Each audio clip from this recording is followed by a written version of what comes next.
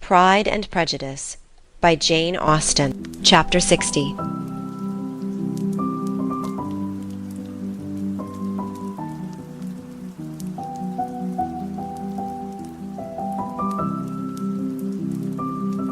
"Good gracious!" cried Mrs. Bennet, as she stood at a window the next morning. "If that disagreeable Mr. Darcy is not coming here again with our dear Bingley, what can he mean by being so tiresome as to always be coming here? I had no notion but he would go a-shooting or something or other, and not disturb us with his company. What shall we do with him? Lizzie, you must walk out with him again, that he may not be in Bingley's way." Elizabeth could hardly help laughing at so convenient a proposal, yet was really vexed that her mother should be always giving him such an epithet. As soon as they entered, Bingley looked at her so expressively, and shook hands with such warmth, as left no doubt of his good information, and he soon afterwards said aloud, "Mrs. Bennet, have you no more lanes hereabouts in which Lizzie may lose her way again to-day?" "I advise Mr. Darcy, and Lizzie, and Kitty," said Mrs. Bennet, "to walk to Oakham Mount this morning. It is a nice long walk, and Mr. Darcy has never seen the view." "It may do very well for the others," replied Mr. Bingley, "but I am sure it will be too much for Kitty. Won't it, Kitty?" Kitty owned that she had rather stay at home. Darcy professed a great curiosity to see the view from the Mount, and Elizabeth silently consented. As she went upstairs to get ready, Mrs. Bennet followed her, saying, "I am quite sorry, Lizzie, that you should be forced to have that disagreeable man all to yourself. But I hope you will not mind it. It is all for Jane's sake, you know, and there is no occasion for talking to him, except just now and then, so do not put yourself to inconvenience." In the evening, soon after Mr. Bennet withdrew to the library, she saw Mr. Darcy rise also and follow him, and her agitation on seeing it was extreme. She did not fear her father's opposition, but he was going to be made unhappy, and that it should be through her means, that she, his favourite child, should be distressing him by her choice, should be filling him with fears and regrets and disposing of her, was a wretched reflection, and she sat in misery till Mr. Darcy appeared again, when, looking at him, she was a little relieved by his smile.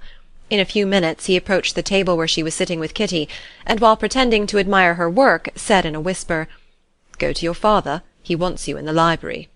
She was gone directly. Her father was walking about the room, looking grave and anxious. "Lizzie," said he, "what are you doing? Are you out of your senses to be accepting this man? Have you not always hated him?" How earnestly did she then wish that her former opinions had been more reasonable, her expressions more moderate. It would have spared her from explanations and professions which it was exceedingly awkward to give, but they were now necessary, and she assured him, with some confusion, of her attachment to Mr. Darcy. "Or, in other words, you are determined to have him. He is rich, to be sure, and you may have more fine clothes and fine carriages than Jane, but will they make you happy?" "Have you any other objection," said Elizabeth, "than your belief of my indifference?" "None at all. We all know him to be a proud, unpleasant sort of man, but this would be nothing if you really liked him." I do like him," she replied with tears in her eyes. "I love him. Indeed, he has no improper pride. He is perfectly amiable. You do not know what he really is. Then pray do not pain me by speaking of him in such terms." "Lizzie," said her father, "I have given him my consent. He is the kind of man, indeed, to whom I should never dare refuse anything which he condescended to ask. I now give it to you, if you are resolved on having him. But let me advise you to think better of it. I know your disposition, Lizzie. I know that you could be neither happy nor respectable unless you truly esteemed your husband, unless you looked up to him as a superior. Your lively talents would place you in the greatest danger in an unequal marriage. You could scarcely escape discredit and misery. My child, let me not have the grief of seeing you unable to respect your partner in life. You know not what you are about." Elizabeth, still more affected, was earnest and solemn in her reply, and at length, by repeated assurances that Mr. Darcy was really the object of her choice, by explaining the gradual change which her estimation of him had undergone, relating her absolute certainty that his affection was not the work of a day, but had stood the test of many months' suspense, and enumerating with energy all his good qualities, she did conquer her father's incredulity, and reconcile him to the match. "Well, my dear," said he, when she ceased speaking, "I have no more to say. If this be the case, he deserves you. I could not have parted with you, my Lizzie, to any one less worthy. If any young men come for Mary or Kitty, send them in, for I am quite at leisure."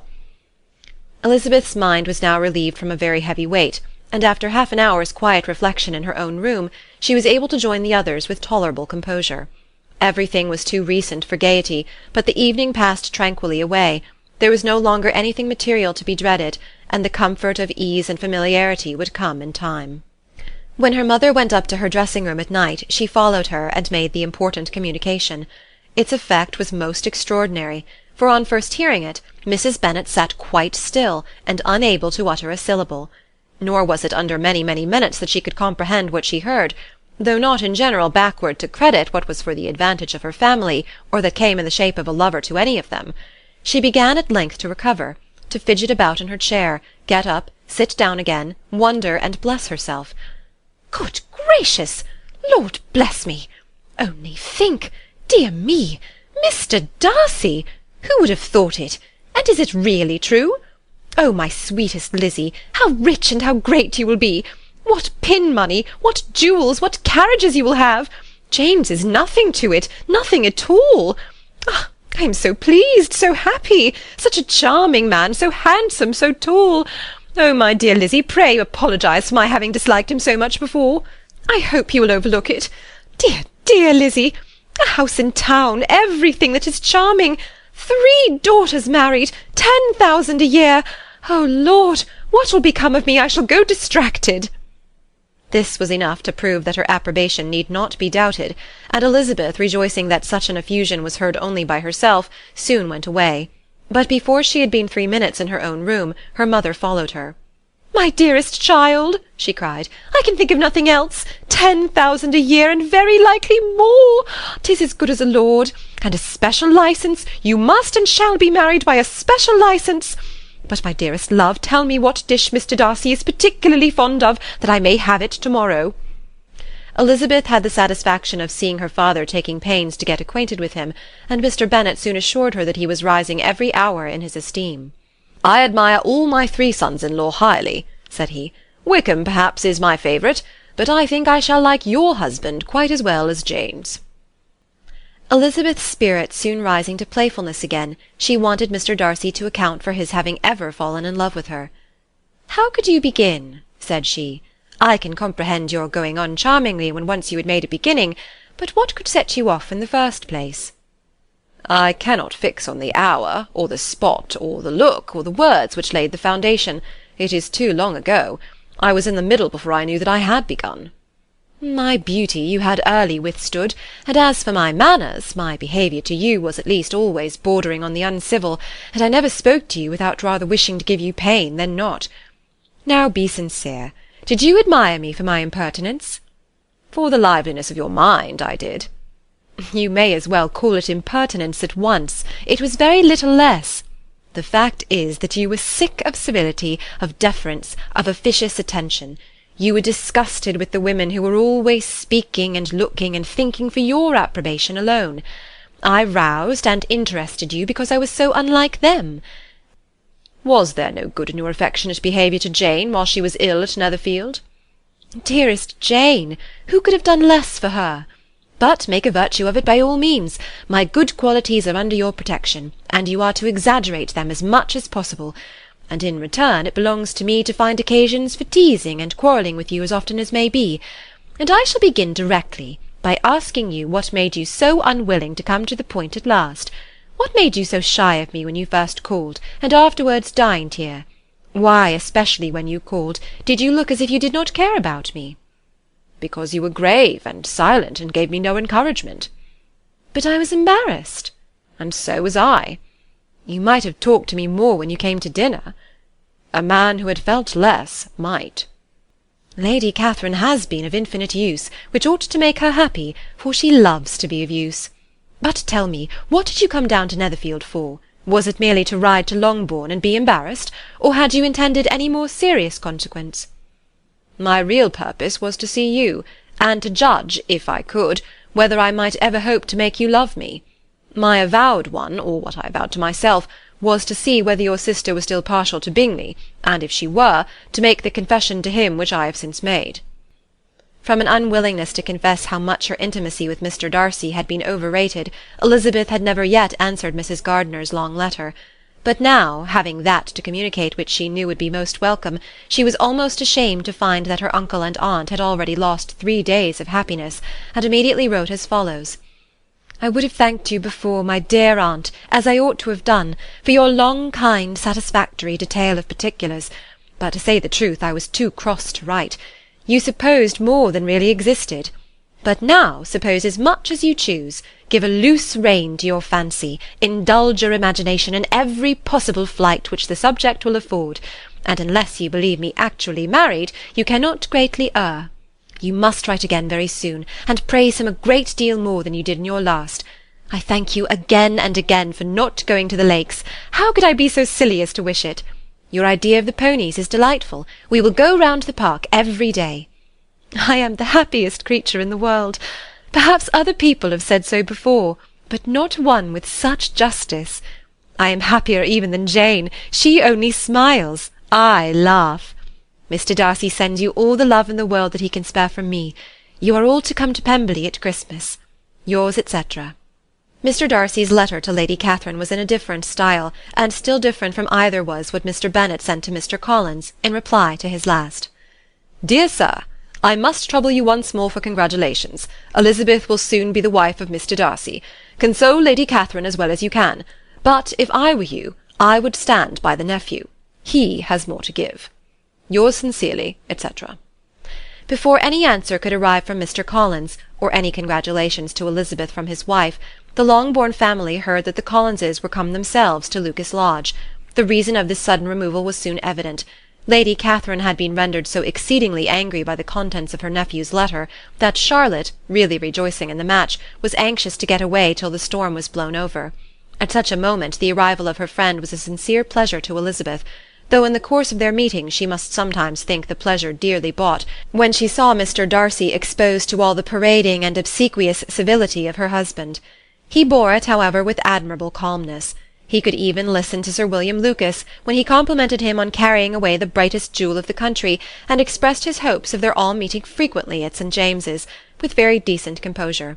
If he did shrug his shoulders, it was not till Sir William was out of sight. Elizabeth did all she could to shield him from the frequent notice of either, and was ever anxious to keep him to herself, and to those of her family with whom he might converse without mortification, and though the uncomfortable feelings arising from all this took from the season of courtship much of its pleasure, it added to the hope of the future, and she looked forward with delight to the time when they should be removed from society so little pleasing to either, to all the comfort and elegance of their family party at Pemberley.